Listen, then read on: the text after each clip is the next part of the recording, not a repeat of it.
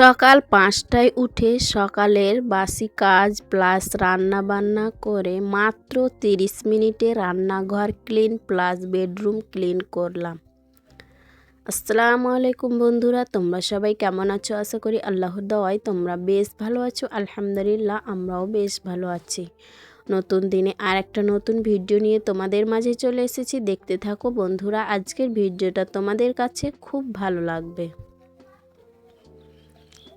তো যাই হোক, সকালে উঠে কিন্তু কাজে লেগে পড়েছি। কয়টা বাসি বাসন ছিল, আর রান্নাঘর ঝাড়ঝাঁটা দিয়ে কিন্তু বাসি বাসনগুলো মাজা ধোয়া করে নিয়েই কিন্তু আমি রান্নাটা বসিয়ে দিয়েছি। কারণ আজকে ছেলেকে আনতে যাবে, ছেলে আসবে, তো এসে খাওয়া দাওয়াটা যাতে করতে পারে সেই কারণেই কিন্তু আমি রান্না বান্নাটা প্রথমেই কিন্তু বসিয়ে দিলাম।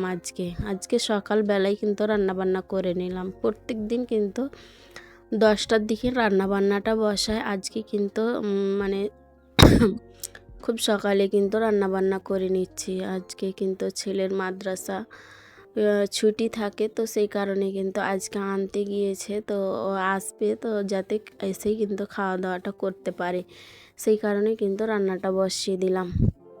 তো আজকে রান্নাবান্না করব আলু পটল ভাজি আর ভাত, আর কালকের মাছ কিন্তু রয়েছে, সেই কারণে কিন্তু আর অন্য কিছু রান্নাবান্না করব না। তারপর দুপুরবেলাও রান্না করব না, মানে একেবারে রাতে সন্ধ্যাবেলায় কিন্তু রান্নাবান্নাটা করব।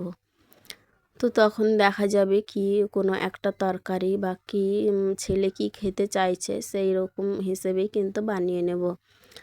তো যাই হোক, ভিডিওর শুরুতেই বলবো যে যেখান থেকে এই মুহূর্তে আমার ভিডিওটা দেখছো, আশা করব একটা ছোট্ট লাইক দিয়ে আমার ফুল ভিডিওটা কন্টিনিউ করবে। কারণ তোমাদের একটা ছোট্ট লাইক আমার ভিডিওটা অনেক দিদি বোনেদের মাঝে পৌঁছে যেতে সাহায্য করবে, তাই আশা করব একটা ছোট্ট লাইক দিয়ে ফুল ভিডিওটা কন্টিনিউ করবে। তো যাই হোক, সকালে কিন্তু উঠে বাসি বাসনগুলো মাজা ধোয়া করে নিয়েই কিন্তু গরম পানি বসিয়ে লেবু লবণ দিয়ে কিন্তু পানি খেয়ে নিয়েছি হাজব্যান্ড আমি। মেয়েকে দুধ খাইয়েছি। মেয়ে আজকে দুধ বিস্কিট আর মুড়ি একসাথে মিশিয়ে কিন্তু খাইয়ে দিয়েছি, আর আমরা কিন্তু লেবু পানি খেয়েছি। আর কিছু খাইনি, মানে ভাত রান্না করব, একসাথে সবাই আজকে খাওয়া দাওয়া করব। একসাথে খাওয়া দাওয়া করলে আমার ভীষণ ভালো লাগে, মানে ছেলে মেয়ে হাজব্যান্ড আমি, মানে আমার পুরো পরিবার একসাথে খাওয়া দাওয়াটা করলে একদম মানে ভীষণ ভালো লাগে। শুক্রবার দিনটা কিন্তু প্রত্যেক দিন দুপুরবেলায় একসাথে খাওয়া দাওয়াটা হয়, তারপরে কিন্তু অন্য কোনো টাইমগুলো সব দিন কিন্তু হয় না, মাঝে মধ্যে একসাথে খাওয়া দাওয়াটা হয়।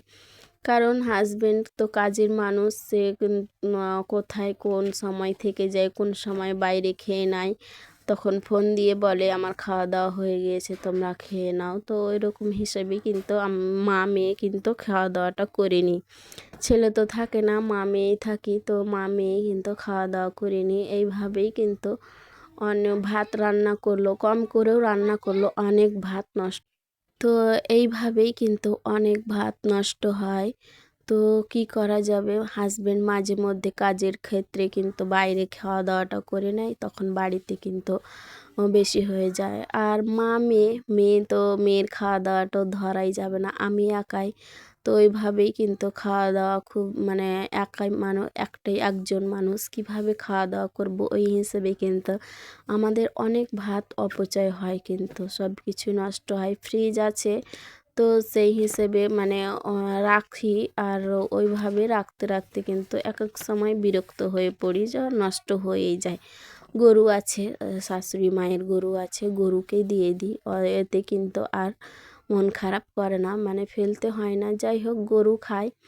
তো ওটাই মানে এইভাবেই কিন্তু আমার মানে আজকাল মানে ভাত নষ্ট হচ্ছে। আর এইভাবে মানে একা মানুষ, ছেলে থাকলেও হয়তো বা ছেলে খেত অল্প করে আর আমি খেতাম, তো ওভাবেই হতো। কিন্তু কম করেও রান্না করলেও মাঝে মধ্যে কিন্তু এরকমটাই হচ্ছে। বেশিরভাগ দিনগুলোই কিন্তু এরকম হচ্ছে, মানে ভাত নষ্ট হচ্ছে বেশি।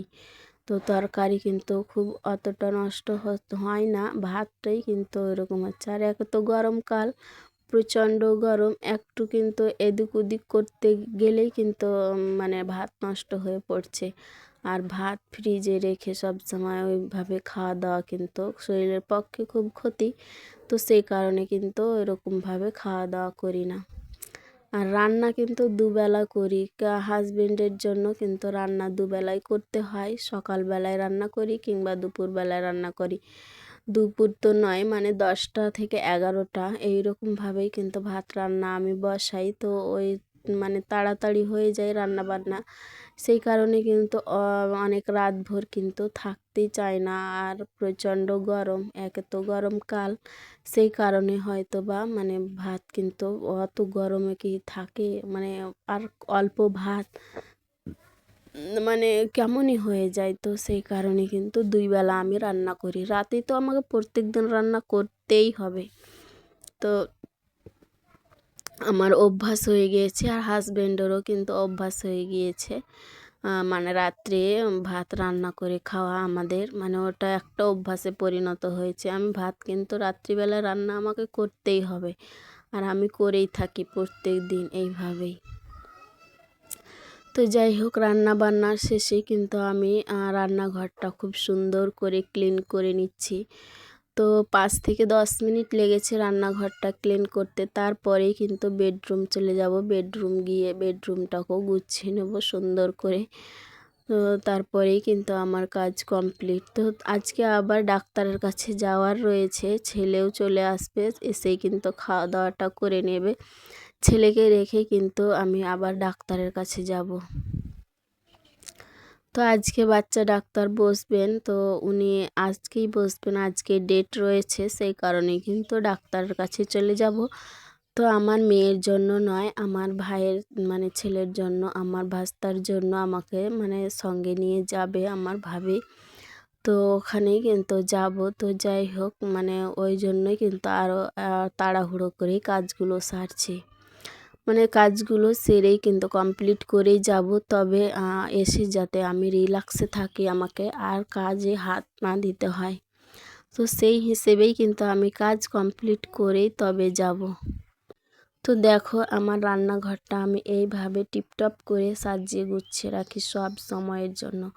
রান্না বান্না করেই কিন্তু এইভাবে আমি সব কিছু গুছিয়ে জায়গার জিনিস জায়গায় সুন্দর করে রেখে দিই। তারপরে কিন্তু আমি মানে আমার মনটা শান্তি পায়।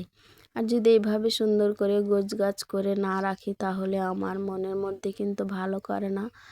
তো আমি এইভাবে অসুস্থ থাকলেও, আমি না পারলেও কিন্তু আমি এইভাবে যেটা কাজ যখন কাজ সেটাই কিন্তু করার চেষ্টা করি। তো যাই হোক, যে সমস্ত দিদি বোনেরা আমার চ্যানেলের মধ্যে নতুন এসেছো, আমার ভিডিও প্রথমবার দেখছো, আমার ভিডিও দেখতে যদি ভালো লেগে যায়, তাহলে আমার চ্যানেলটাকে সাবস্ক্রাইব করে বেল আইকনটা প্রেস করে দিতে পারো। এতে করে যেটা হবে, আমার ভিডিও ছাড়া মাত্রই তোমাদের কাছে নোটিফিকেশন সবার আগেই পৌঁছে যাবে, তখন তোমরা সময় সুযোগ করে দেখে নিতে পারবে। আর যারা অলরেডি এই কাজটি করে দিয়েছো, তাদেরকে অসংখ্য ধন্যবাদ।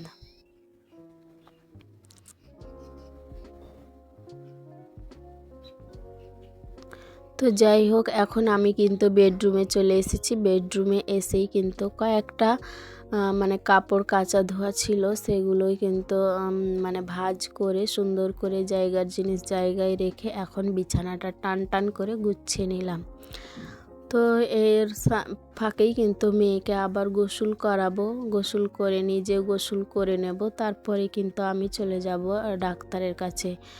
তো ছেলে কিন্তু চলে এসেছে, ছেলে এসেই কিন্তু তাকে ভাত খেতে বলছি, কিন্তু সে নাকি ভাত খাবে না, ওখান থেকে খিচুড়ি খেয়ে এসেছে। তো আমি রান্না বান্না ছেলের জন্যই ঝটপট করে করলাম, কিন্তু ছেলে আর খাবে না। ছেলে মানুষ তো, বাচ্চা মানুষ তো, মানে অল্প খেলেই তাদের পেট শান্তি হয়ে যায়। আর আমার ছেলে মেয়ে কিন্তু খাওয়াতে অতটাই নয়, মানে তাদের জোর করে করে খাওয়াতে হয়। তারা ভীষণ বিরক্ত করে খাওয়া দাওয়া নিয়ে, কিন্তু আমার মনটা কিন্তু খুব খারাপ হয়ে যায় এত খাওয়া দাওয়া নিয়ে, মানে তাদের সাথে আমাকে ঝামেলা করতে হয়। তো আমি কি বলবো, বলার শেষ নেই। মেয়েকে তো খাওয়াতে না হলো 1 ঘন্টা সময় লাগে, তাকে মানাতে খাওয়াতে, এদিকে ছোটাছুটি করবে ওইদিকে ছোটাছুটি করবে, সেই কিন্তু খেতে চাইবে না। দুধটা কিন্তু একটু ভালোভাবে খেয়ে নেয়, মানে যখন তার দুধ খাওয়ার মন হবে তখন সেই খাবে, মানে খেতে চাইবে, তখন কিন্তু সঙ্গে সঙ্গে আমি দিয়েই দিই। একটু যদি এদিক ওদিক করা যায় তাহলেই কিন্তু খাবে না। তো সেই কারণে ওই মানে আমি সব কিছু রেডি রাখি, আর বলার সাথে সাথে কিন্তু আমি তার সামনে নিয়ে হাজির হয়ে যাই। তো ওইভাবেই কিন্তু দুধটাই ভালো খায়, আর ভাত আর অন্য কিছু কিন্তু খেতে চায় না। তো ছেলে মেয়ে আজকাল কিন্তু আমটা ভালো খেলো, তো আমটা খাচ্ছে, ভালো খাচ্ছে বলে মনটা মনে হচ্ছে ভরে যাচ্ছে। যে যাই হোক, ছেলে মেয়ে আম তো খাচ্ছে, আমটা খেলেই মানে সিজনাল ফল খাচ্ছে, তো যাই হোক খাচ্ছে, তো আমার ভীষণ ভালো লাগছে। তো যাই হোক, আমার মানে বিছানা কিন্তু গোছানো হয়ে গেল, আর ঝাড়ঝাঁটা দিতে দিতেই কিন্তু আমি আমার সোফার কভারগুলো কিন্তু ঠিক করে নিচ্ছি। সোফাটা এই কভারগুলো পেতে না, মানে সোফা একদম খারাপ হয় না, সুন্দরভাবে লেগে থাকে গায়ে গায়ে। তো সেই কারণে না মানে সোফাটা একদম অগোছালো হয় না, খুব সুন্দর থাকে। একটু এদিক ওদিক হয়, আবার ঠিক করে নিই, আবার সুন্দরভাবে থাকে। তো খুব ভালো লাগছে আমার সোফাটা দেখতে। তো যাই হোক, আজকে কিন্তু এই ঘর গোছানো থেকে কিন্তু তোমাদের কাছ থেকে বিদায় নিয়ে নেব। তো এখন আমার ঝাড়ঝাঁটা দেওয়া হলো, তারপরে কিন্তু ঘরটা মুছে নেব। ঘরটা মুছে নিলেই কিন্তু আমি আমার কাজ কমপ্লিট করে গোসল করে কিন্তু আমি চলে যাব মানে ডাক্তারের কাছে। তো যাই হোক, টাইম কিন্তু হয়ে আসছে ডাক্তারের কাছে যাওয়ার জন্য। আমাদের টাইম দিয়ে দিয়েছে, ওই টাইমের মধ্যেই কিন্তু আমরা চলে যাব। 12টায় আমাদের টাইম দিয়েছে, তো 12টার আগেই কিন্তু আমরা মানে বেরিয়ে পড়ব। 11:30টায় কিন্তু আমরা বেরিয়ে পড়ব। ওখানে কিন্তু যেতেই মানে সব কিছু করতে কিন্তু 12টা বেজে যাবে, আমাদের সময় হয়ে যাবে, তখন আমরা ডাক্তার দেখে তো যাই হোক, এখন কিন্তু আমি ঘরটা মুছে নিয়ে সব কিছু পরিষ্কার পরিচ্ছন্ন করে এইভাবে রেখে গেলে মনটা শান্তি আসে। ওখানে গিয়ে কিন্তু কাজের ধ্যান আর আসবে না, কাজের কথা আর মনে পড়বে না, আর সাংসারিক জীবন জানতেই পারছো, মেয়েরা আমরা মানে যারাই মেয়েরা রয়েছি গৃহিণীরা, ওই কাজ নিয়েই ভাবতে ভাবতে আমাদের দিন শেষ। আজকে এইভাবে কাজ করলাম, কালকে কিভাবে করব। তো যাই হোক, আজকে এখান থেকে বিদায় নিয়ে নিলাম। আল্লাহ হাফিজ।